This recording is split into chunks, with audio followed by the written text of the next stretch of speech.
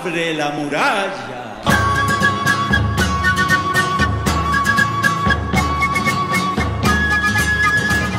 Aquí comienza el podcast de los libres, el podcast donde hablamos de Quilapayún.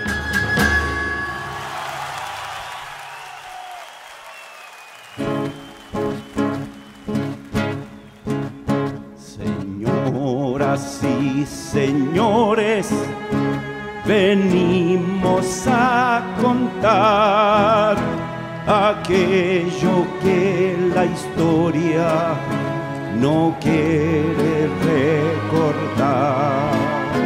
Pasó en el norte grande, fue Iquique la ciudad, 1907 marcó fatalidad. Allí al pampino pobre mataron por matar.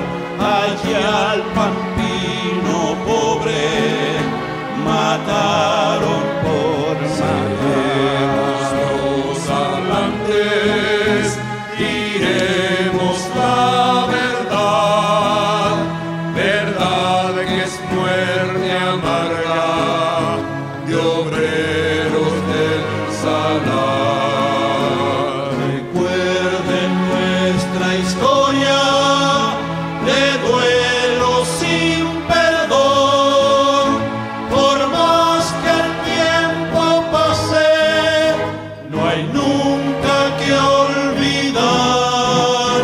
Ahora les pedimos que pongan atención. Ahora les pedimos que pongan atención.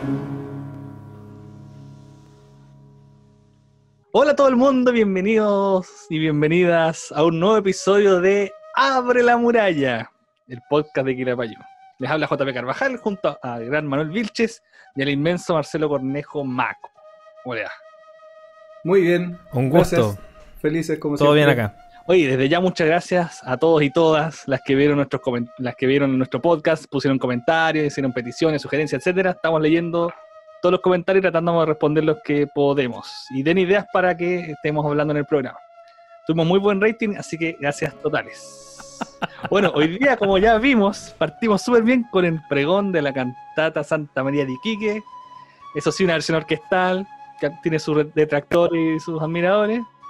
Del 19 de agosto de 2007, que es el comienzo de un documental de Juan Pablo Minguillón sobre la cantata, que no sé si esté disponible, no tengo idea, nunca la he visto a la venta, pero ojalá algún día esté disponible para todos. Así que este es el tema que nos reúne.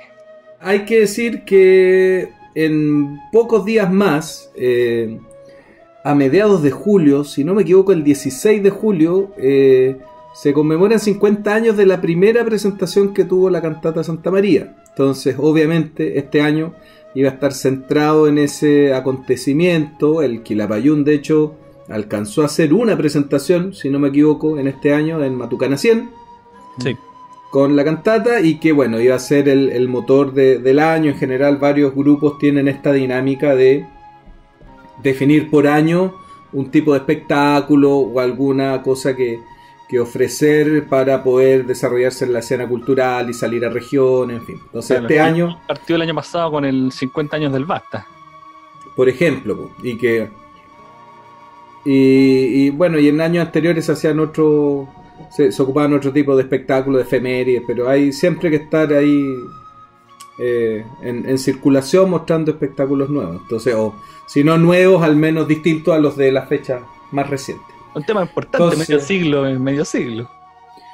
Claro, pues es una infinidad de tiempo y es una obra muy importante además. Pues ahí el Marcelo nos va a ayudar más en las cosas técnicas, pero indudablemente hay muchas cosas de la música de raíz folclórica que hoy día nos parecen muy naturales y que antes de la cantata Santa María quizás no eran tan naturales. En términos de determinadas innovaciones, uso variaciones armónicas, uso de los instrumentos, sobre todo en el mundo de las quenas, que siempre se habla mucho de eso. Entonces hay una... Es un hito la cantata Santa María en un montón de perspectivas. Además tiene este rol simbólico de haberse estrenado y estar escrita de alguna manera pensando en el futuro posible triunfo de la Unidad Popular. O sea, es difícil escuchar la canción final sin entenderla casi como un jingle de Votar por Allende, digamos. Claro, o sea, no es eso, pero el espíritu de unidad y de toda esta cosa de una posición vehemente en defensa de las clases más desposeídas, obviamente tenía todo que ver con lo que iba a pasar un par de meses después. Entonces, es una obra que desde muchos ángulos ha cambiado, yo creo, la música popular chilena. De hecho, yo recuerdo que hace muchísimos años, en los 90, en algún momento se hizo, no sé quién lo hizo ni cómo, pues salió en las últimas noticias, una síntesis de los discos chilenos más vendidos en el mundo. Y claro, Quilapayún era, creo que el artista que tenía más discos vendidos hasta ese momento, y decía Cantata Santa María y otros. Y es por eso, o sea, la cantata en vinilo, el otro día hicimos el cálculo por el trabajo que hicimos en el departamento de música. Son 15 países donde se editó el vinilo, al menos inicialmente, y de ahí, bueno, se han hecho reediciones prácticamente toda Sudamérica, varios países de Europa, y ediciones. Se cantó en Japón. Bueno, ellos mismos explican. Con coros masivos. Que hicieron la cantata en japonés, en alemán, en italiano, en inglés, en francés, en español, digamos. Los relatos, obviamente, las canciones se cantaron siempre. También, supongo. No sé, es que justamente me decía el Guillermo, me contó eso, que en los países nórdicos en general todo el mundo habla inglés también. Entonces, en vez de preparar el idioma para cada uno, se hacía la vieja confiable el inglés. Oye, te estaba diciendo que podríamos hacer el dato de lo que hicieron ustedes con la sala Isidora Seger.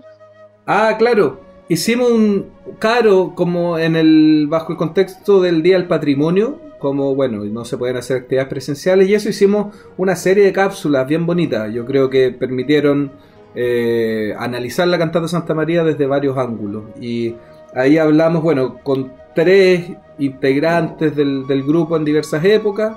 Hablamos con ellos, hablamos con un par de especialistas. Así que lo más fácil, claro, eso estuvo parcelado en el Facebook de la Isidora Seger, ya está todo medio desarmado. Lo más fácil es, en la página del departamento de música, quedó todo en una sola página, en un solo sitio. Entonces es más fácil buscarlo ahí. Bueno, ahí la magia de JP y sus postproducciones están haciendo que en este preciso momento esté saliendo el link, la página y todas esas cosas. En 3D, HD, con toda la imagen. Saca una duda, Manuel. Como dijimos, el estreno de la cantata, digamos, en vivo fue el 16 de julio del 1970. ¿Eso fue en el marco de algo o fue...? No, eso fue una suerte de, según supe, por documentos a los que tuve acceso de manera poco honrosa, fue documentos que son privados aún, pero... Fue en el contexto de que la cantata la tenían que cantar poquito después en el segundo festival de la nueva canción. Entonces se hizo una suerte de... Esa es la versión oficial, pues. Claro. Y se hizo una suerte de preestreno en la Sala La Reforma, porque, bueno, había... No sé si los Quilas ya estaban estudiando ahí, pero había cierta apertura ya en ese momento y la obra pensaron que podía funcionar. Advis, si no me equivoco, le hacía clases de estética en ese momento. Pero bueno, la Sala de la Reforma era de la facultad y tenía mucho vínculo con el teatro, en fin. Entonces se hizo ahí una actividad como a modo de adelanto, de ir afinando ciertas cosas, de ver cómo iba a funcionar. Se había hecho previamente una audición privada, se hizo este preestreno, que así se le llamó, y después se presentó en el segundo festival de la nueva canción. Y interesante. Después de esa presentación al Festival de la Nueva Canción ya se hizo este afiche que está disponible en el Archivo de la Católica, que salen todas las fechas que se hicieron, que había 2 en la Reforma, uno en el IEM, que hoy día es el Normandí, ex teatro de Silvia Piñeiro para la época, había sido el teatro de Silvia Piñeiro en los 60, y en el Marconi, que hoy día es el Nescafé de las Artes. En toda esa sala ya fue como la presentación oficial de la cantata post estreno en el segundo festival. Todas esas con el relato de Héctor Bochero, ¿no? No necesariamente.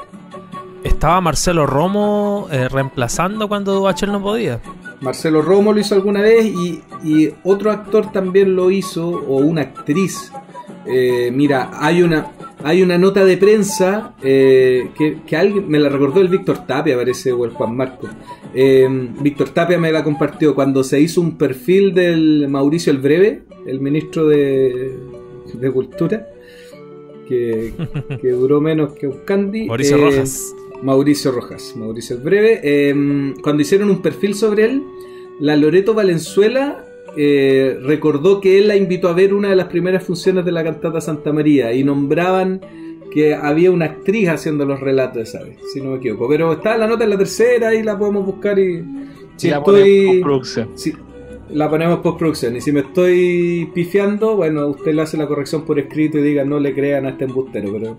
Pero según recuerdo era una mujer. Así que fueron cambiando también los locutores en función de los relatores en función de la disponibilidad de Huachel, que estaba con mucha pega. Ese mismo año además estaban haciéndose el long play legendario de los Cuatro Chiles, así que también de haber tenido esta pega por ese lado. Por los poemas Huachel era un hombre que estaba muy activo en ese periodo. O sea, no era tan sencillo, me imagino, acompañar la agenda de los Quiles.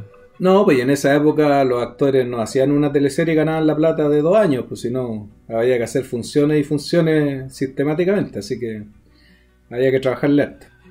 Perfecto. Oye, para ir entrando más en ambiente, veamos un videito de la cantata. Lamentablemente todavía no tenemos no existe un registro íntegro bueno de la versión original. Así que veamos una versión, un fragmento, que es uno de los primeros videos que rescaté del Quilapayún en Suecia. Ya. Abril de 1974. Veamos El Sol en Desierto Grande.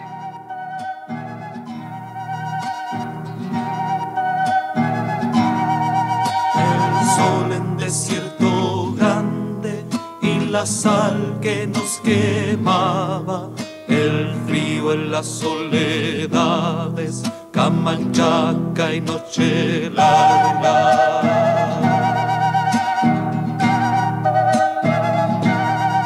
El hambre de piedra seca y quejidos que escuchaba, la vida de muerte lenta y la lágrima soltaba.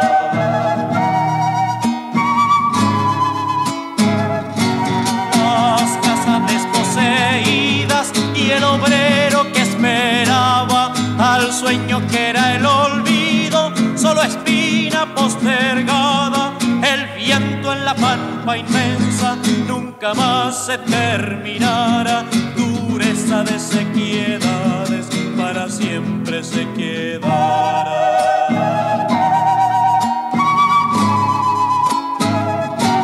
Salitre, lluvia bendita, se volvía la malvada, la pampa pan de los días, cementerio y tierra amarga. Seguía pasando el tiempo y seguía historia mala, dureza de sequedades, para siempre se quedará.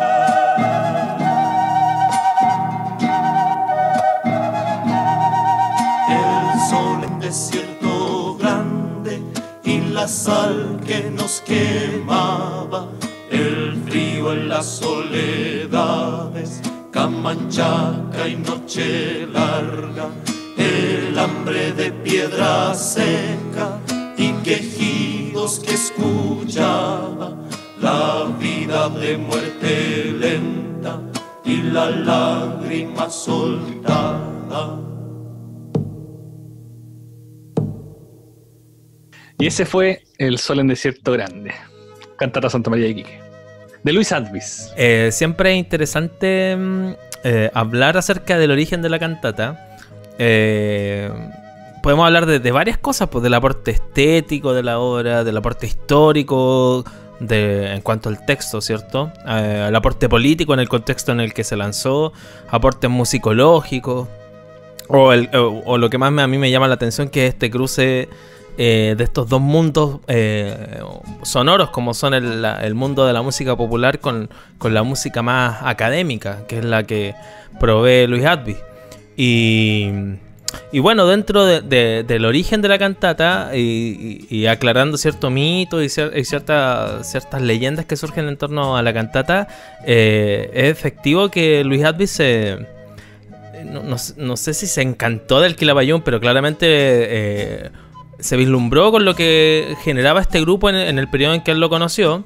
Pero también es cierto que Luis Advis ya venía desarrollando ciertos aspectos previos a lo que fue la cantata. De hecho tenía música escrita que después ocupó para lo que fue la cantata Santa María de Iquique. Pero de lo que me gustaría a mí hablar es de eso, de ese cruce que tiene el mundo popular con la música más académica.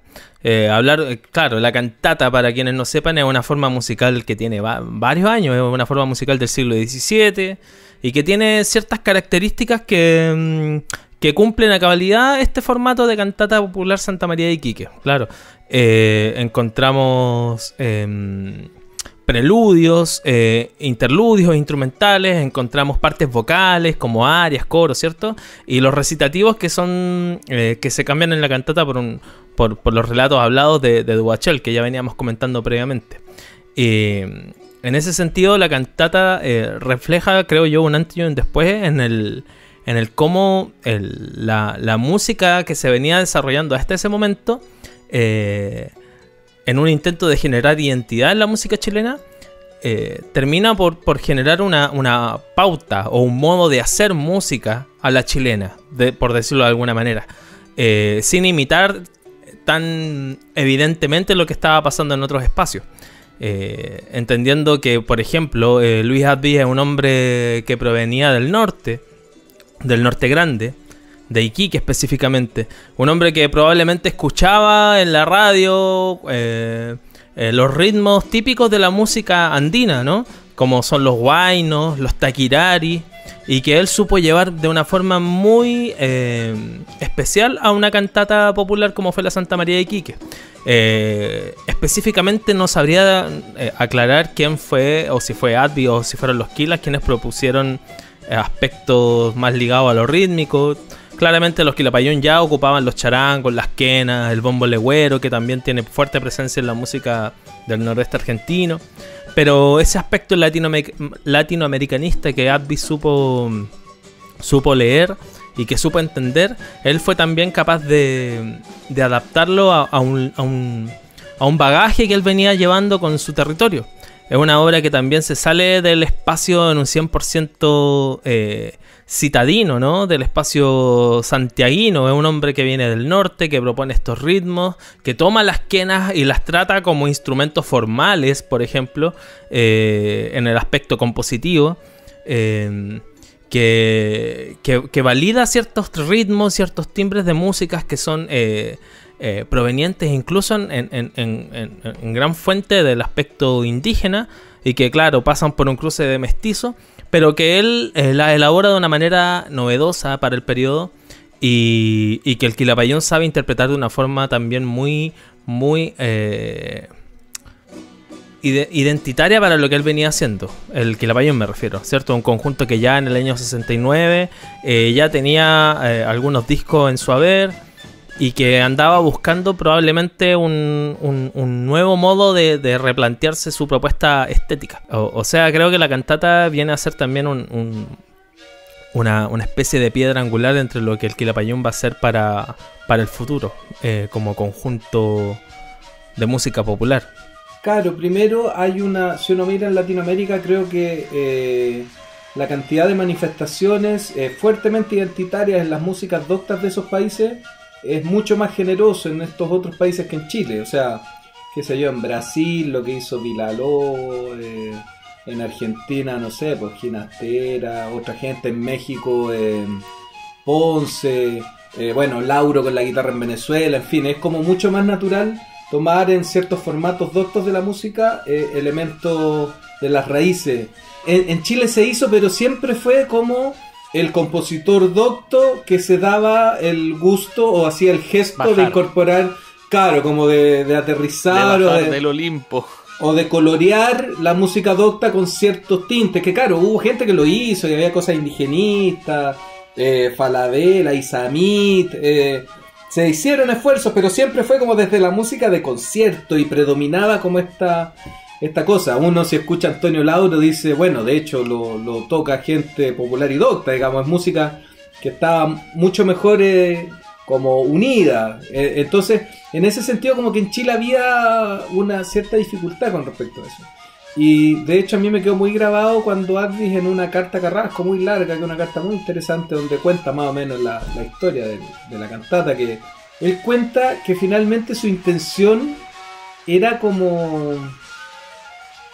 poner en tensión la música docta más que la música popular. Como que su idea era como ir a picar la guía a los festivales de música chilena, estos festivales de música contemporánea que dice, y le dice a Carrasco, imagínate entre las horas del Fernando García con toda esta cosa sonora, impactante y media estruendosa, imagínate meterlo a ustedes cantando eso. Como que él tenía siempre esa perspectiva, y yo me imagino que ahí está el aporte, el craneo del Quilapayún, decir, no, esto vamos a nuestro terreno, como finalmente lo que iba a ser una obra que tenía que modificar o poner en tensión ciertas cosas de la música clásica, terminó siendo la fundación de una escuela de la música popular. Y si el Quilapayún decide volver al formato cantata popular muy recurrentemente, es justamente para eso, como tratar de establecer un puente, un diálogo, un terreno en el que para ellos siempre fue importante. O sea, de hecho, hay como esta sensación como de tratar de hacer a su medida, en sus limitaciones, algo parecido al establecimiento revolucionario que fueron los Beatles. Bueno, Carrasco en la entrevista me dice que obviamente dentro de los discos conceptuales previos a la cantata, el Sgt. Pepper para ellos era súper importante, como que lo habían tenido como referencia. Wank en un momento decía que a Advis le decían Don Cantato después que se estrenó la obra, y como del Quilapayún salía esta frase como que eran como los Beatles de los pobres, que se le decía así en el conservatorio, porque claro, había una intención media fundacional y un poco megalómana, que bueno, Eduardo Carrasco la ha tenido toda la vida, digamos, y parte de la grandeza del Quilapayún se le debe a esta obsesión de Carrasco de andarse craneando, inventando cosas y haciendo asuntos inusitados. Entonces, claro, ellos andaban buscando una obra, algo que les permitiera dar un paso. Y Advis, claro, quedó muy impactado viendo a Quilapayún en un concierto en el IEM, que lo llevó Isidoro Aguirre, que eran muy amigos. Entonces, como que me da la idea que él transformó o readaptó una obra que iba en un formato más docto para este conjunto popular que le llamó mucho la atención. Y esto de que la obra sea a medida de Quilapayún tiene que ver que está pensado en sus virtudes y en sus limitaciones. Como que explotó vocalmente la cosa de manera muy fuerte, que el grupo también aportó mucho en decir que esta la cante esta le va a quedar buena esta, que el grupo le hizo sugerencias mínimas según Carrasco de ciertas rítmicas que podían quedar mejor o no, y donde sí metieron mano, bueno, ya se sabe, en la canción inicial, en el pregón, que Advis desde esta perspectiva teatral quería presentarlos como, bueno, como pregón, como un grupo callejero que pregonaba y llamaba a la gente a que se acercara a escucharlo, la cosa que ellos iban a contar, y con una narración un poco infantilizada, media pueril, así de venimos con estos instrumentos, esta guitarra grande, qué sé yo. Entonces, claro, ahí surge parte de la riqueza de este diálogo. Pero sí, lo que dice el grupo es que Advis tenía bastante bien estudiada la cosa, cachaba bien, hubo que hacer ciertas adaptaciones instrumentales que eran más bien complejas para el grupo, pero que sí cachaba más o menos bien los registros de los instrumentos, lo que se podía hacer o no, las capacidades vocales de ellos. Entonces, claro, que sea a medida del grupo significa eso, que estaba pensado para que esos 6 integrantes pudieran hacer una cosa lo más óptima. Hay dos aspectos que me gustaría profundizar un poco más en la conversa. Primeramente, que tiene que ver con el modo en cómo el Quilapayún comienza a montar cierto tipo de música que se escapaba quizás de sus posibilidades más de músicos populares, como lo hizo con la cantata. Es una cuestión bien interesante para cualquier músico, en donde se relaciona con una partitura y no sabe leer la partitura, y el Quilapayún lo supo realizar muy bien. Y probablemente le sirvió de escuela a posteriori para lo que empezó a hacer ya a futuro, desde el 71 en adelante, ¿no? Y lo otro es que mencionar también como Luis Advis creo que también supo leer lo que ya estaba ocurriendo en el periodo, porque de alguna manera u otra es sabido que Luis Advis en un comienzo no era un hombre político, por decirlo de alguna forma, ¿no?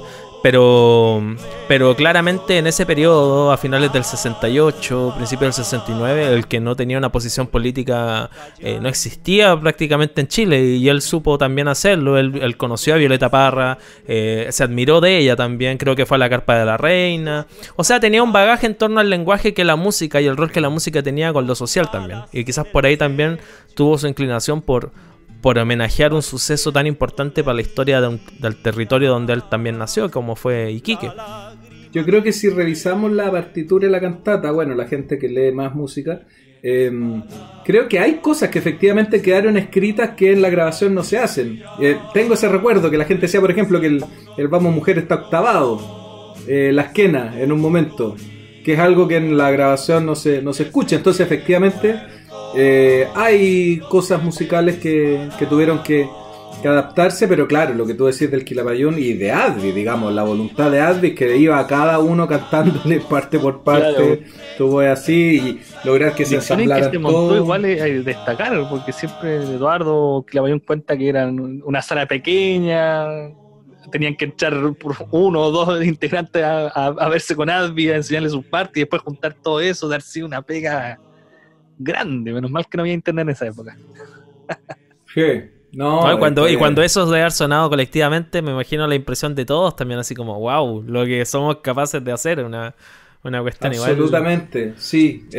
Bueno, hay varias cosas de la obra que, claro, que tienen mucho que ver con el momento y varias coyunturas. De alguna manera, bueno, lo que hablaba del teatro, primero que en el preludio contaba buena parte de la obra. Después que haya en ciertos momentos del relato unas brevísimas como cortinas musicales que invitaban a marcar ciertas atmósferas o a detener ciertos relatos, como el charango, cuando hacía el prim, pim, claro, pim, pim, las capsulitas. Claro, que son como cosas cruciales para generar ciertas situaciones. Entretención también. Y el arpegio que hacían el prim, pim, pim, que también cumplía una tarea muy específica. Eso, claro, en ese sentido la experiencia teatral de Advi y ascenso dramático que va teniendo la obra, en fin, tiene todo. El Martín Farías lo explica infinitamente mejor que yo, por supuesto, que es un hombre especializado en música teatro y que sabía todo lo que había hecho Advi previamente en música de este tipo. Obviamente todo eso redundó en que la cantata tuviera un impacto y en el que la música... Y dice que Advi le ayudó mucho a trabajar en obras que muchas veces no tenían gran riqueza material, ni de escenografía, ni de vestuario, entonces que eran espacios donde la música era relevante, como que tenía que marcar un montón de cosas que a veces tú las puedes suplir, como cerrando la cortina y poniendo otra escenografía, o haciendo que la gente entre con una u otra ropa. Todas esas carencias hicieron que Advi desarrollara un montón de cosas que después en la cantata se ven. Entonces, como... Bueno, este cruce además, que el Quilapayún ya venía del teatro, de haber trabajado con Víctor Jara, que justo Víctor Jara haya dejado de ser el director de Quilapayún, el mismo Advi explica que fue un factor que incidió en que pudieran trabajar. Vamos a un tema y después hablamos de esto que queremos hablar de Víctor Jara y la cantata. Antes del tema, mencionar a Jaime Silva, era el dramaturgo que ayudó harto en este aspecto a Luis Advi con la relación de música y teatro previa, ¿no? Sí, o sea, es uno de ellos, pero con el que tuvieron una amistad muy grande y que trabajaron en varias obras. Pero me da la idea que una de las obras esenciales fue Isidora Aguirre, una de las dramaturgas esenciales, porque con ella hicieron Los que van quedando en el camino, que es una obra del año 68, que tiene que ver con otra matanza en Ranquil. Entonces que de alguna manera tiene que ver con lo que le pasó a Advi posteriormente, que esta idea de denunciar la cantata, de ocupar una manifestación artística por develar algo que historiográficamente no era tan conocido. Entonces me da la idea que esa obra específicamente marcó mucho a Advi. Creo que de hecho hay un par de canciones de ahí que terminaron ocupadas en la cantata. Bueno, y que finalmente, poquito después de eso, Isidora Aguirre lo llevó a ver al Quilapayún. Entonces, de ahí todo pasa todo. Sí, todo calza. Ya. Vamos con Vamos Mujer, versión en vivo, completamente en vivo. 2 de septiembre de 1973.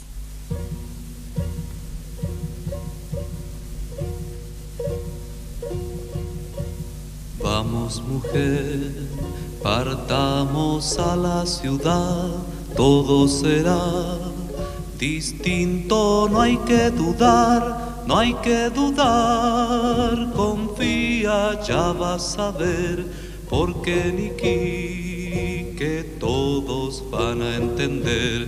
Toma, mujer, mi manta te abrigará, ponte al niñito en brazos, no llorará, no llorará, confía, va a sonreír, le cantarás, un canto se va a dormir. ¿Qué es lo que pasa? Dime, no calles más. Largo camino tienes que recorrer, atravesando cerros. Vamos, mujer, confía que hay que llegar. En la ciudad podremos ver todo el mar. Dicen que Iquique es grande como un salar, que hay muchas casas lindas, te gustarán, confía como que hay Dios allá en el puerto, todo va a ser mejor. ¿Qué es lo que pasa? Dime, no calles más. Vamos, mujer, partamos a la ciudad, todo será distinto, no hay que dudar, no hay que dudar, confía, ya vas a ver, porque Niki, que todos van a entender.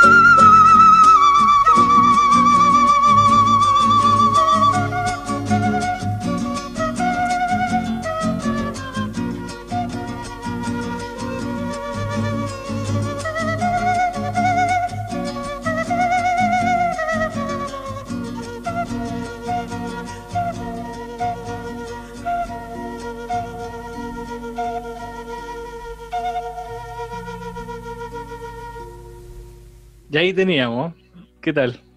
Oye, Rubén Escudero tocando la quena. Otra rareza para la gente que nos conoce del reencuentro. Maravilloso Takirari. Notable. Creo que tuvo que aprender que era para entrar al Quila. No tocaba. Aprendió, yo creo. Sí, pues aprendió. Porque tuvo que empezar a hacer una de las quenas de la cantata. Castillo era uno de los quenistas. Claro, él entró reemplazando a Castillo. Los integrantes originales de la cantata, Castillo, Quesada, Odó, Carrasco, Parada, Gómez. Esos son. Ahí están los 6. Castillo me comentó que él fue, no sabría verificar o sea, él me dio la fuente, que él fue quien propuso el el concepto de popular a la cantata. Originalmente se iba a llamar Cantata Santa María de Iquique, pero él le puso Cantata Popular Santa María de Iquique. Yo había escuchado que fue Odó, ¿no? No, Odó sugirió el nombre Santa María de Iquique. Ah, ya. El nombre de la obra es de Odó y bueno, si Castillo dice que él sugirió que le pusieran Cantata Popular, es posible, pero Bueno, la denominación de la obra... Creo que había una carta por ahí. No, que hay una carta donde Advis dice que Odó, el Willy Odó fue el que dijo el nombre, Santa María de Iquique. Ahora el popular, bueno, si Castillo dice que lo agregó, ¿por qué vamos Vamos a a dudar. desconfiar? Puede ser Se debe una cosa. acordar, digamos. Lo Sí. dejamos al espectador, la tarea. Dale. Oye, volviendo entonces, tú decías que venía la relación, que Quilapayún saliendo de su relación de algunos años con Víctor Jara, como director y como colaborador de muchas formas. Creo que la última actuación, una de las últimas, fue en diciembre de 69 en Montevideo. En Uruguay. en Sí. Uruguay. Creo que fue Ya lo en último que hicieron casi. Creo que hicieron una otra cosa más en el 70, como en marzo. En alguna vez leí eso, pero cuando hacen esa gira a Uruguay, ya parece que ya no había trabajo juntos, porque Carrasco tiene que hacer unos desmentidos en el siglo sobre que había cierta distancia. Y Jara en algún momento tiene, cuando habla de Quilapayún, dice, pero imagínense que dice que estamos peleados con el Quilapayún y yo los dirigí tanto tiempo, como que ya se asumía que no eran como una agrupación o una sociedad. ¿Y Pero- había distancia propiamente tal o solamente diferencias de estilos O sea, es en que algún eso momento? ya no, nosotros no tenemos manera de saberlo fehacientemente, pero o sea, hubo una discrepancia por la cantata. Según Carrasco, después como que siempre tuvieron cierta cortesía, digamos, pero que, claro, ya no trabajaban juntos, que no se andaban Yo pelando. creo que ni te mucho suma menos. la distancia, digamos, laboral y la actividad del Quilapayún en los años de la Unidad Popular, que fue extrema, digamos. Bueno, y la de Víctor Y la Jara búsqueda también, estética también, ¿o no? Porque Jara Sí, ya pues. andaba en una búsqueda estética para otro lado, el Quilapayún claramente también andaba en este lío con los doctos y todo eso, ¿no? Sí. Bueno, de hecho, yo lo que quería comentar, que a mí lo vi en la carta de Advi hace poquito y me llamó mucho la atención, que él dice, mi impedimento para acercarme a Quilapayún en un primer momento era que ellos aún estaban dirigidos en Víctor Jara, por quien, y me imagino que era recíproco, no tenía ninguna simpatía. Así, la carta lo dice textual. Entonces, como yo quedé bien impactado, así como, oh, ¿qué onda? No sabía de esto. Y le pregunté al Martín, o no le pregunté, el Martín empezó a hablar de las experiencias de Advis con ciertas obras de denuncia, y él habla de que Advis había hecho la música de Viet Rock, que es una obra que es la que Víctor Jara dirigió. Entonces, claro, uno, cabeza reducida, periodista simplista que saca deducciones de todo, dice, a lo mejor ahí pasó algo, digamos, como Hubo un choque. hubo cierta tensión, cierta distancia. Uno se imagina además para el nombre de la obra, para lo que quería hacer Jara, para lo que Advis valoraba el rock. Claro, Uno Advis supone provenía de que otro lenguaje. uno puede suponer de que ahí había cierta tensión, pero no hay como saberlo. Pero lo concreto es que sí, había esta dificultad que cuando ellos dejan de trabajar juntos, Advis se acerca, alquila, pueden empezar a montar la obra. Y que, bueno, lo que habíamos comentado fuera de micrófono, que cuando llega el segundo festival, Víctor Jara con Ángel Parra son algunos de los como detractores que no estaban muy de acuerdo con que se presentara la obra ahí. Bueno, sobre eso el Eduardo Carrasco le pregunté de eso y podemos ver esa respuesta porque ahí Carrasco esclarece bastantes cosas, yo creo. Veamos. Nosotros nos enojamos mucho con Víctor por esa situación, fue una estupidez, porque esto dijeron, no, la cantata no debiera presentarse porque este es el Festival de la Canción, no es el Festival de la Cantata. Entonces trataron de excluir la cantata y se llegó incluso a una reunión entre todos los participantes, donde estaban todos los cantantes que iban a participar, y se votó por si se aceptaba que participara la cantata o no. Y ahí, bueno, hubo el Pato Más nos defendió, varios otros nos defendieron porque pensaron que no era, o sea, no era una cosa de concursar ni de ganar un premio, ¿entiendes tú? Obviamente que la cantata no iba a competir con las canciones que iban a presentar los participantes, pero no era competitivo ese festival, entonces no había ningún problema con eso.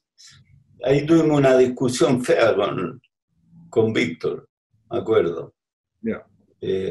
Nosotros dijimos que cómo era posible, cómo se te ocurre hacer esto, etc.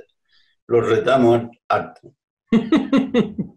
Sí, Ya, pero se zanjó. claro.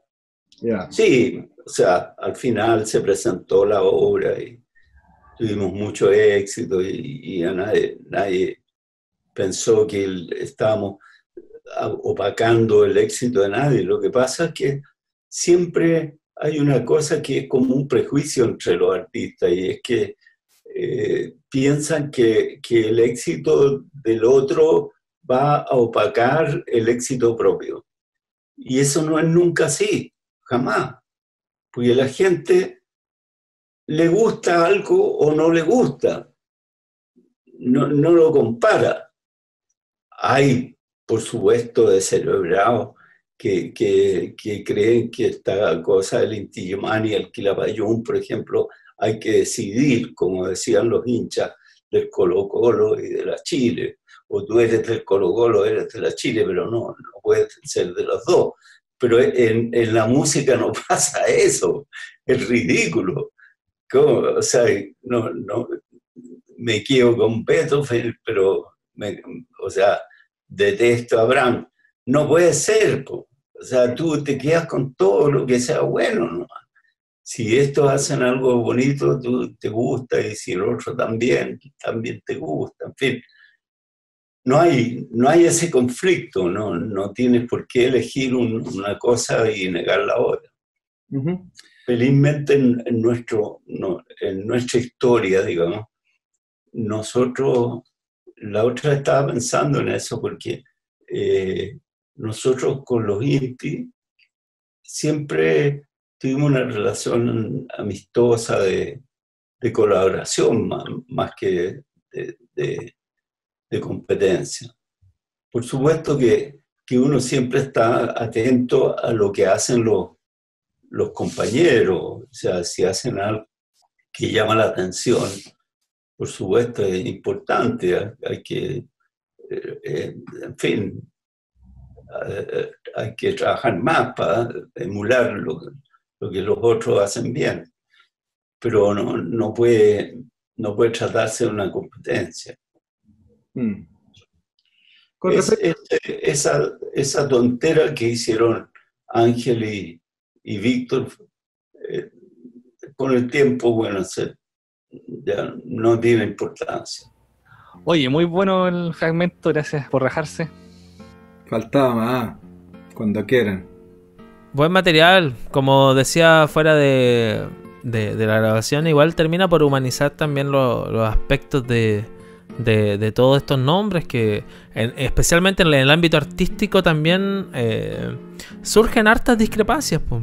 No sé si tendrá que ver con el ser artista o qué, pero la diferencia está siempre ahí a flor de piel.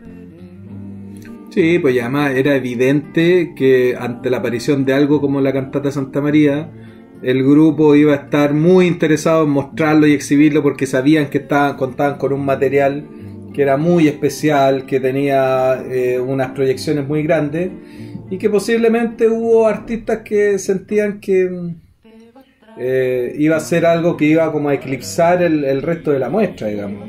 Y bueno, Ángel Parra después termina también trabajando con su oratorio y Pisagua, me refiero, perdón, Pisagua era claro. Como Pisagua. Claro, o sea, finalmente, y Ángel Parra termina haciendo la cantata de Colón, si finalmente el formato cantata, y yo creo, de hecho, esto ya es netamente conjetura mía, pero que Víctor Jara haya hecho una obra como La Población y que haya tenido que meter, pero influenciada y separada también, ¿Cachai? Como También, claro. influenciada y Más alejada. contemporánea, qué sé yo. Y claro. metiendo fragmentos audiovisuales, una cosa testimonial, haciendo la vivencia de estar en la población, recopilando material. El paisaje sonoro y todo eso. Claro, bueno, el apoyo con King además, de la parte narrativa, el trabajo con voces femeninas, con muchos elencos, como casi un... Puta, feo decir un musical, porque uno se imagina un Broadway, pero una obra con un gran elenco, de gran formato, que obviamente uno supone que la cantata en algo incidió o que algo le da derecho,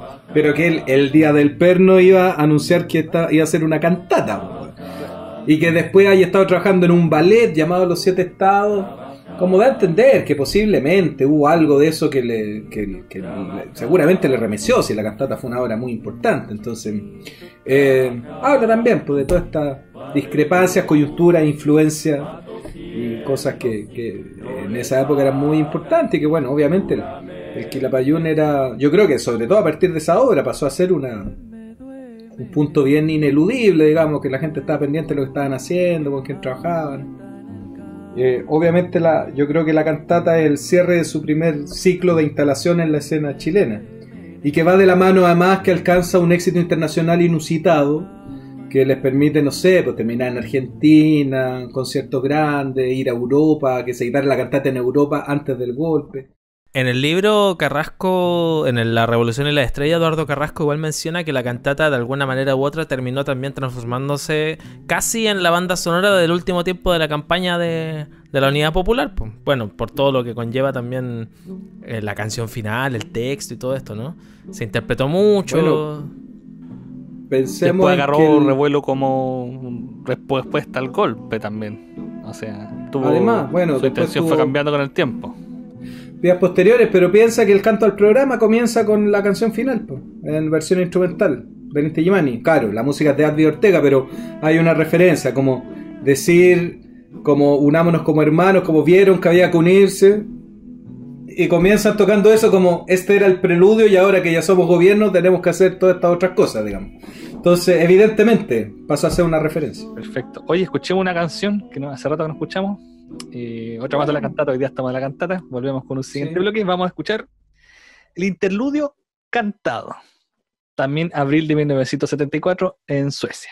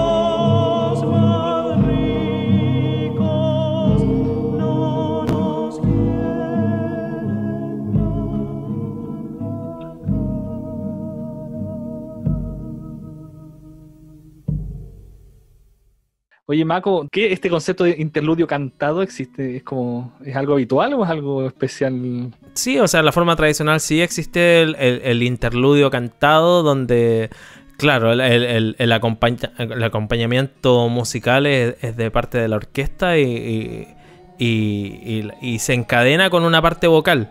En este caso se lleva todo esto al lenguaje popular, de alguna manera u otra. Aunque igual existe incluso para cualquier persona que no es habitual a escuchar el Quilapayún, la relación con una sonoridad distinta que nos puede llevar a una cuestión más académica, docta, por decirlo de alguna forma. Pero sí existe propiamente tal. Veamos la parte de qué pasó después del golpe con la cantata. O sea, la cantata se presentó y se editó en algunos países de Europa durante la Unidad Popular. Entre paréntesis, estamos tratando de conseguir una copia en vivo. Después del golpe esto ya toma otro valor, como decíamos, un valor como quizás de denuncia o de solidaridad con Chile. Entonces, muchos artistas internacionales o giras se basaban en esta solidaridad y la cantata se presentó, pero cientos de veces, ¿no? Exactamente. Bueno, de hecho hay que recordar en el mismo libro Carrasco dice, ¿no?, que la primera vez que ellos logran ir al Olimpia, que fue al parecer un hito en la historia de la música chilena, supuestamente el Quilapayún es el primer artista chileno que canta en ese teatro, que es uno de los más importantes del mundo, fue para hacer la cantata. Ahora, la tragedia y la fortuna para el Quila fue que la función estaba pensada para el 15 de septiembre, entonces fue una de las primeras acciones como de la solidaridad con Chile y todo eso. Carrasco dice en el libro que gimoteamos más que cantamos la cantata Santa María. Parada y Gómez se acordaron de eso en el capítulo de los Patiperros, que Parada decía que yo lloraba como Magdalena y Gómez le decía, no, si lloramos todos, pero sí, tú fuiste uno de los más enfáticos. ¿El Olimpia? No todo el recital, pero al final yo cagué, yo quedé ahí totalmente como una Magdalena. Todos lloramos, yo no me acuerdo. Sí. Yo estaba con los ojos tan llenos de lágrimas que no me acuerdo. Tú fuiste el que lloraste más fuerte, digamos, más alaraco. Pero fue una cosa muy bonita, pero muy desgarradora. Entonces, claro, o sea, ya desde ese momento, 4 días del golpe, y la cantata ya era un elemento relevante, o sea, ya era uno de los soportes en la proyección del Quilapayún, porque efectivamente era un aporte, y de hecho hay obras cantatas en Argentina, en México, y todo a partir del modelo que hizo el Quilapayún. Entonces, claro, que eso, además esta denuncia de una matanza de 1907 se haya repetido dramáticamente más de 60 años después, obviamente era un pie para que la obra se hiciera en todo el mundo, que además este cruce de lenguajes musicales fuera interesante, y además permitía el añadido de que podían sumar a grandes estrellas del teatro, del cine, para ser parte de los relatos. Entonces había más como los narradores, claro. En los narradores, ¿cachai? Como Volonté en Italia, John Boyd, el papá de Angelina Jolie, la Jane Fonda, ni hablar, que hay muchísimas fotos de esa relación. Y bueno, Jean-Louis Barrault, que fue el hombre que participó en la grabación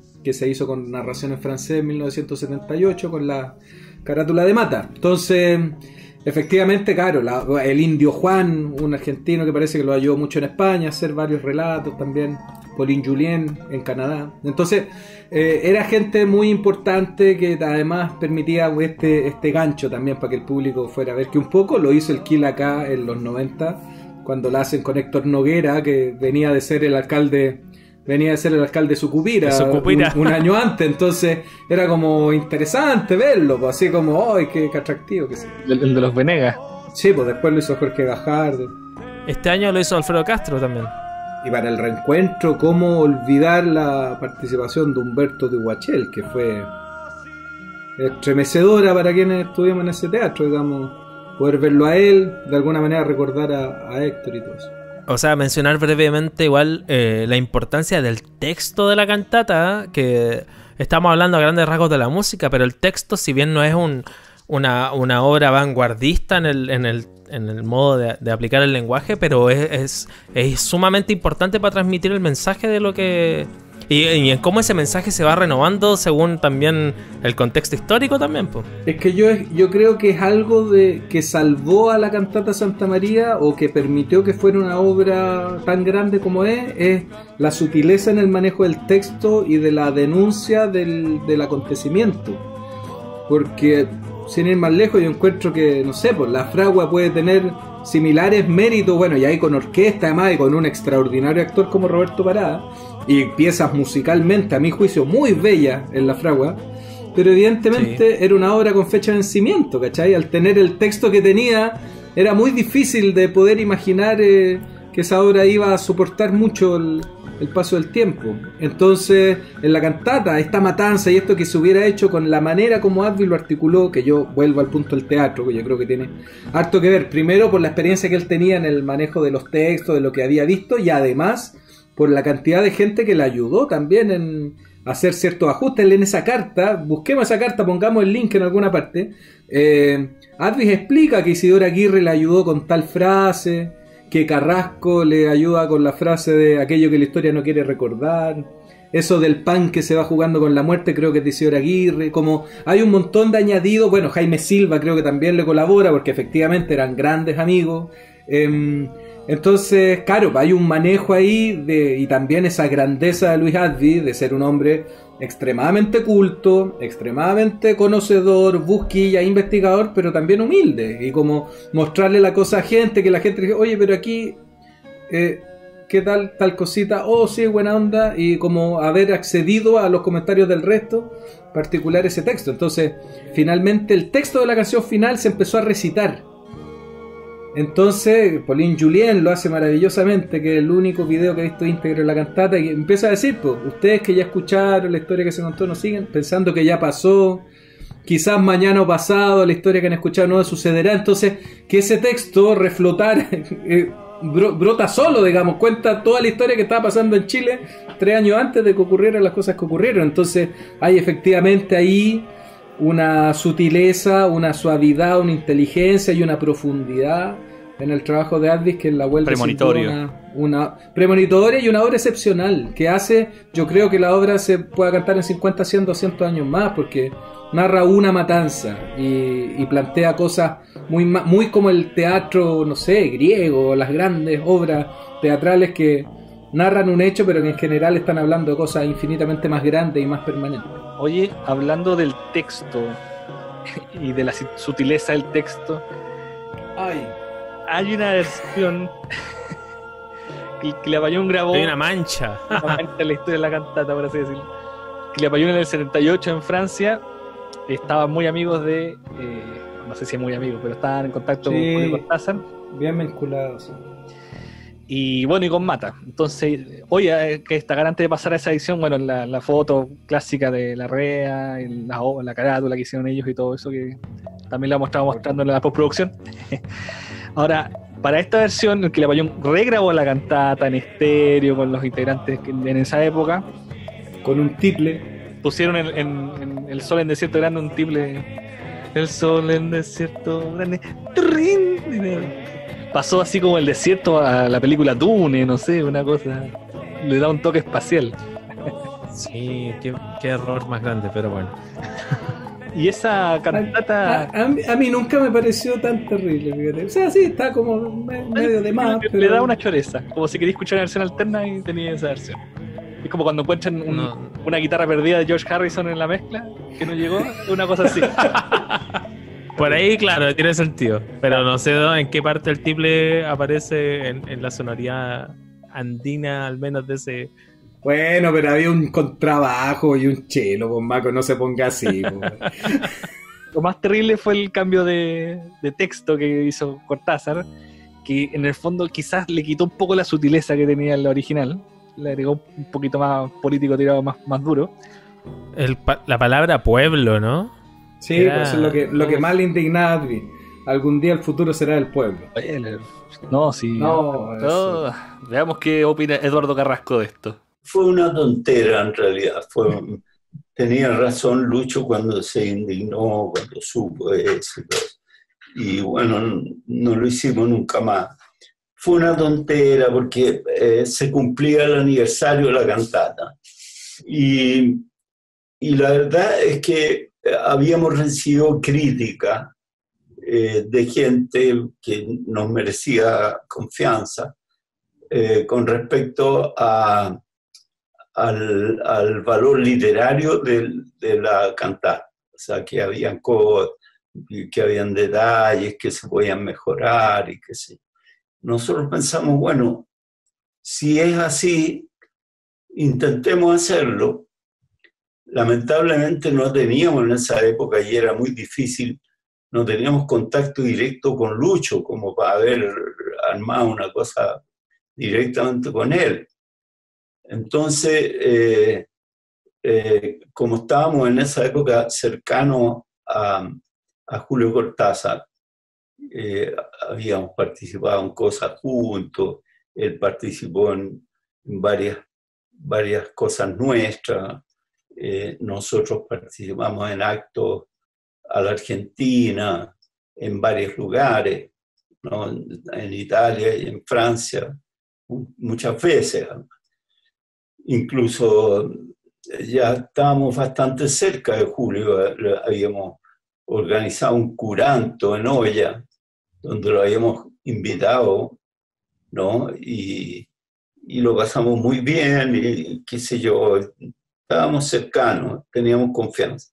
Entonces, le planteamos a él que nos ayudara. Al principio tuvo mucha reticencia, porque él era muy cuidadoso, y no quería meterse en enredo. Con toda razón. Pero al final, bueno, accedió, él vio la obra y nos hizo muy pequeño cambio, digamos, muy, muy pequeño, cosas formales, más que nada, no alteró nada sustantivo. Cambió unas palabritas de aquí por otras, en fin. Y bueno, la montamos, la grabamos de nuevo. Hicimos una grabación. La grabación está bastante buena porque es una grabación estéreo, con todo, en un estudio francés.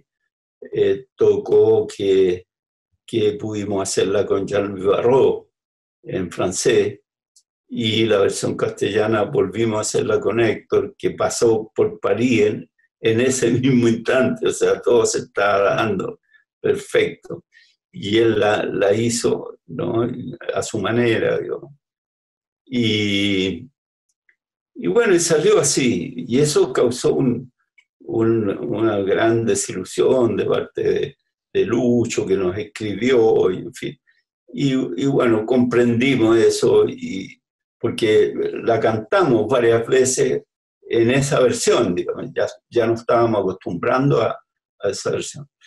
Y la abandonamos, la dejamos, o sea, dado que cuando se restablecieron las buenas relaciones con Lucho, dejamos eso y volvimos a la versión original. Menos mal. Lo mejor de esa edición yo creo que los dibujos de Mata. Bueno, sí. La carátula de Mata y el arte que hizo Mata especialmente para ese LP. Exactamente. Así que un poquito de música más y volvemos con el último bloque. Willy Odó. Soy obrero pampino. 19 de octubre de 1981 en Canadá. ¿Estás seguro de la fecha? Sí, el Hernán Gómez me va a decir que no, pero yo estoy seguro que está en la fecha. Vamos.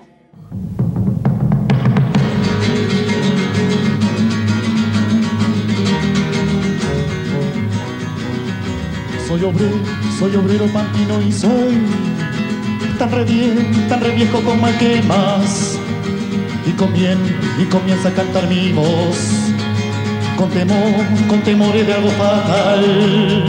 Lo que siento en esta ocasión lo tendré que comunicar. Algo triste va a suceder, algo horrible nos pasará. El desierto me ha sido infiel, solo tierra, cascada y sal, piedra amarga de mi dolor. roca triste de sequedad. Ya no siento más que mudes y agonía de soledad. Solo ruinas de ingratitud y recuerdos que hacen llorar. Que en la vida no hay que temer, lo aprendido ya con la edad. Pero adentro siento un clamor y que ahora me hace temblar. Es la muerte que surgirá, galopando en la oscuridad. Por el mar aparecerá. Ya soy viejo y sé que vendrá.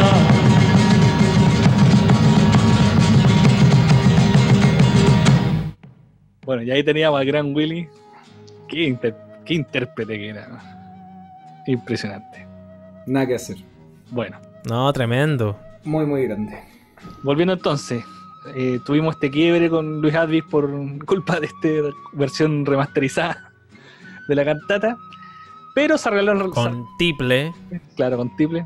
Se arreglaron las relaciones ahí a mediados de los 80. Creo que el 84 se ve en Argentina, algo así. Por ahí, sí. Y de ahí empezaron también un proceso que vamos a hablar en otro programa, que los 3 tiempos de América, la canción de América, una colaboración entre Quilapayún y Luis Advis con obras, no sé si hechas para Quilapayún, pero yo creo que sí, ¿no? Como adaptadas especialmente para Quilapayún por Luis Advis. Alto disco ese, hay que hablarlo alguna vez. Los 3 tiempos de América, gran obra. Muchas veces el creador, el artista... no decide cuál va a ser su mayor obra o genera un montón de obras y mira hacia atrás y dice esta no me gusta tanto, me genera un resquemor o una piedra en el zapato, no sé. Y eso pasó en los hechos con la cantata Santa María de Iquique para Luis Advis, porque él muchas veces, no sé si públicamente, pero al menos... privadamente lo dijo muchas veces, que esta no era su mejor obra, que no le gustaba tanto y tampoco lo identificaba tal como compositor. Finalmente terminó siendo la obra que lo definió como tal también.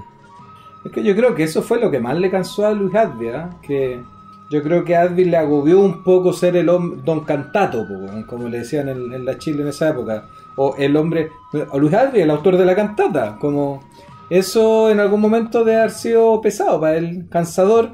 Y claro, él objetivamente encontraba que La Semilla y La Sinfonía, por ejemplo, eran obras más meritorias desde lo compositivo, qué sé yo, desde los recursos instrumentales, me imagino, porque evidentemente con el Inti tenían acceso quizás a cierto trabajo instrumental que con el Quila todavía no era tan factible, y en La Sinfonía ya el Quila era un grupo mucho más consolidado y mucho más versátil instrumentalmente, que les permitió hacer muchas otras cosas. Entonces me da la idea que yo creo que fue más agotamiento, saturación de la obra. De hecho Carrasco cuenta en esta misma entrevista, ahí está la carátula de la versión 1970, que Advis se reconcilia con la obra y él, como cuando sale el DVD, lo lleva a ver el DVD a su casa y la ven juntos, y Advis termina sollozando, digamos así, como secándose las lágrimas, y dice: ay, es linda mi cantata. Como para Carrasco eso fue como la reconciliación,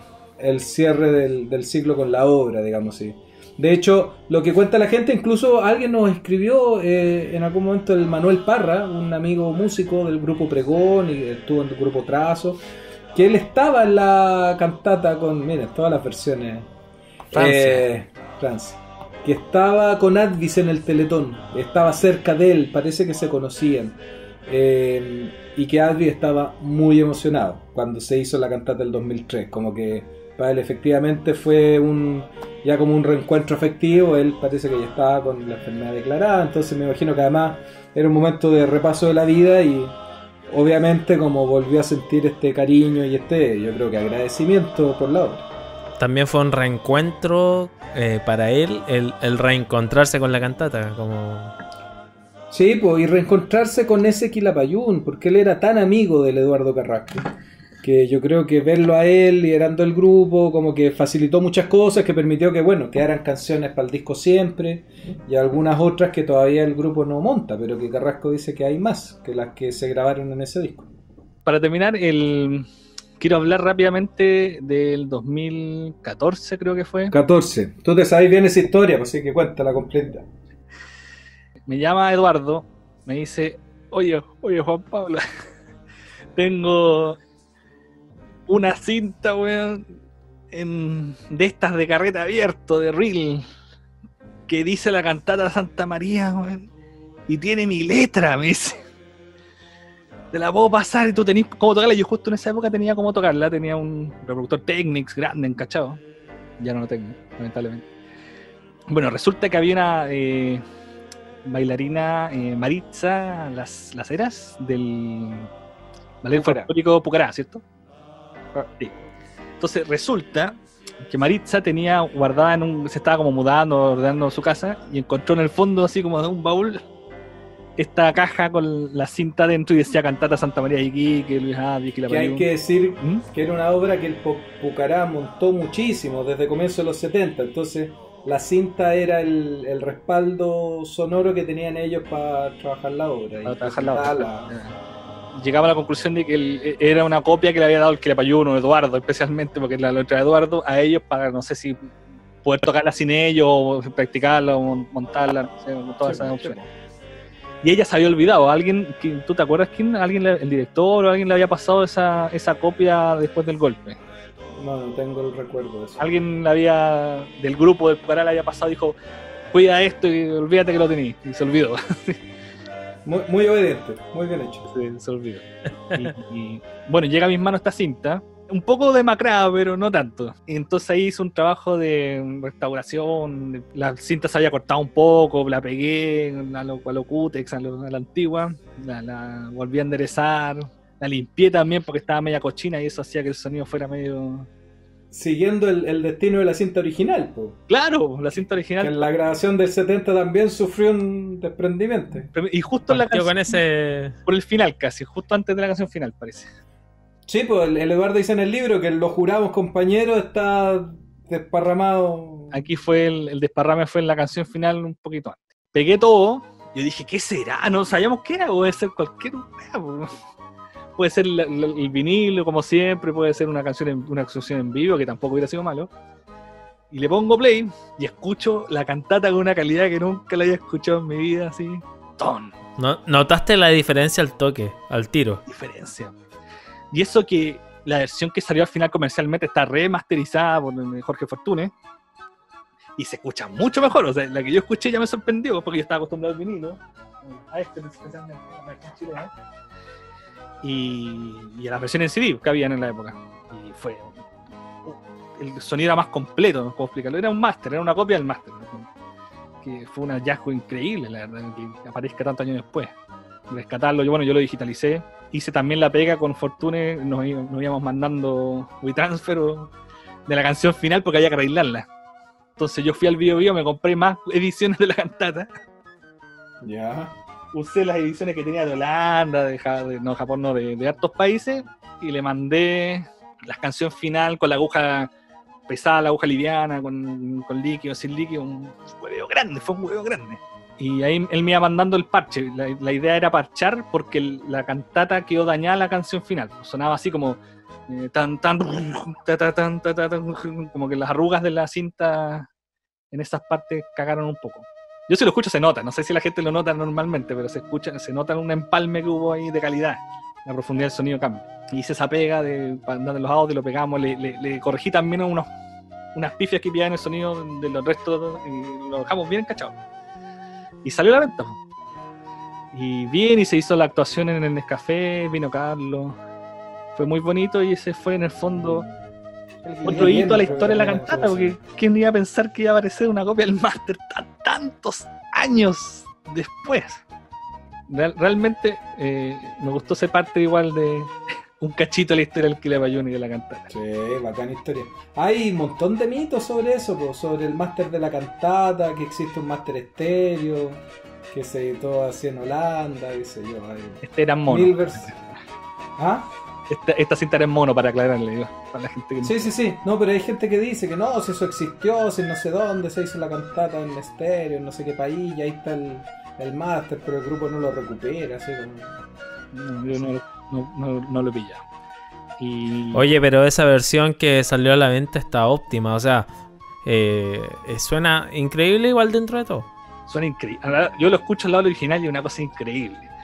Sí, pues se nota la diferencia, a eso voy. Con el parada que salía que era mentira, que todo era falso, que no había marketing. Y dije, para tu wea. Qué paja, perdón, pero qué paja eso, pero es verdad. No, sí fue harta pega. Y... Bueno, dato curioso. El agradecimiento no salgo porque Eduardo se olvidó. Ah, mira. Pero bueno, me dijo, si algún día lo editamos de nuevo en vinilo, porque en esa época está la idea de reeditarlo en vinilo, ahí te agrego. Pero bueno. Bueno, acá en el podcast lo meritamos, porque acá el aporte de Juan Pablo Carvajal Sí, lo fue ponemos en los fundamental, que lo sepan todos y todas. Usted que tiene ese disco en la casa, usted que lo tiene, sepa que sin Juan Pablo posiblemente no estaría tal cual como lo está disfrutando. Claro, estaría mejor. Ya, vamos a despedirnos con la canción final. La canción final, excelente. Versión de Italia. Remasterizada. Ah, ya, Italia. ¡Ay, qué linda versión esa! Italia, 8 de febrero de 1975. Esta es una versión que empalmé de 2 registros que había de lo mismo de Italia para lograr la mayor cantidad de tomas a color. Así que nos vemos 2 semanas más. Con Don Hugo haciendo el solista al comienzo. Don Hugo, grande, Don Hugo Lagos. Qué bueno, cariño. Pues. Chao. Muchas gracias para él. Un Chao, gustazo. muchachos. Ustedes que ya escucharon la historia que se contó, no sigan allí sentados pensando que ya pasó. No basta solo el recuerdo, el canto no bastará. No basta solo el lamento, miremos la realidad. Quizás mañana o pasado, o bien en un tiempo más, la historia que han escuchado de nuevo sucederá. En Chile, un país tan largo, 1000 cosas pueden pasar. Si es que no nos preparamos, resueltos para luchar, tenemos razones puras, tenemos por qué pelear, tenemos las manos duras, tenemos con qué ganar. Unámonos como hermanos, que nadie nos vencerá. Si queremos avisarnos, jamás lo podrán lograr. La tierra será de todos, también será nuestro el mar. Justicia habrá para todos, y habrá también libertad. Luchemos los derechos que todos deben tener. Luchemos por lo que nadie ha de ser. No hay que ser pobre, amigo, es peligroso. No hay que ser pobre, amigo, es peligroso. No hay que hablar, amigo, es peligroso. No hay ni que hablar, amigo, es frío. Unámonos como hermanos, que nadie nos vencerá. Si quieren esclavizarnos, jamás lo podrán lograr. La tierra será de todos, también será nuestro el mar. Justicia habrá para todos, y habrá también libertad. Luchemos por los derechos que todos deben tener. Luchemos por lo que es nuestro, de nadie más ha de ser. Unámonos como hermanos, que nadie nos vencerá. Si quieren esclavizarnos, jamás lo podrán lograr. La tierra será de todos, alguien será nuestro el mar. Justicia habrá para todos, también libertad. Luchemos por los derechos deben tener. Luchemos por lo que es nuestro, de nadie nos ha de ser. Unámonos como hermanos, que nadie nos vencerá. Si quieren esclavizarnos, jamás lo podrán lograr. Unámonos como hermanos, que nadie nos vencerá. Si quieren esclavizarnos, jamás lo podrán lograr. Si quieren esclavizarnos, jamás lo podrán lograr.